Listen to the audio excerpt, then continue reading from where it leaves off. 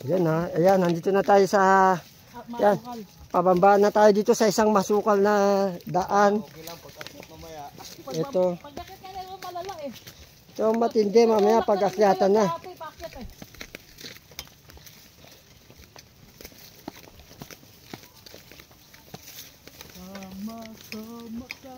Nasaan ang tourist guide natin? Nasa unahan. Ah, nasa unahan. Ayun, yung mga bata po, yung aming tourist guide. Yan, nakikita nyo, nauna na talaga sila. Iniwanan na kami. Madami ano. Ah, maambun-ambun pa ha. Ang tagal nyo, hintay ako nang hintay sa inyo. Ayan, pababa na tayo dito sa lugar kung saan tayo mag-goli-goli. Yan, medyo dahan-dahan tayo. Talaga namang panalo yung lugar. Pero at least kahit paano napakaganda. Sulit to, yung mga gusto magtipid at saka yung mga walang ano, gaya ko. Walang pera.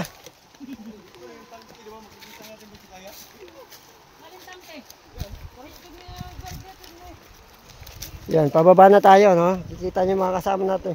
Ayan yung naka-orange, ano po yan? Galing loob. Naka-orange eh.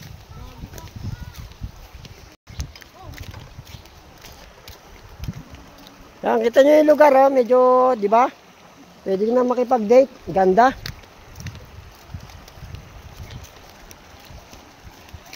Ah, ubarin mo pa talaga yan. Wow, lamig ng tubig, grabe. Ha, halaan, wala, yun, dagat yun. Meron dito yung parang ano, bildat. Na, alam mo ba yung bildat? Yun sa salitang Ilocano po yan, yung bildat. O, iba nag-ata yan, hindi ko maintindihan. Bildat. Minabilisan mo maglakad, may iwanan tayo. Yun o. Ah, hirap na hirap sa paglalakad pa lang. Ha? Iba ka?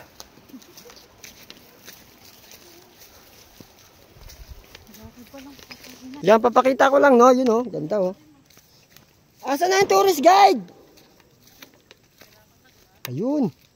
Ah, okay to. Diba? Medyo tipid to. Ah, malayo pa talaga tayo.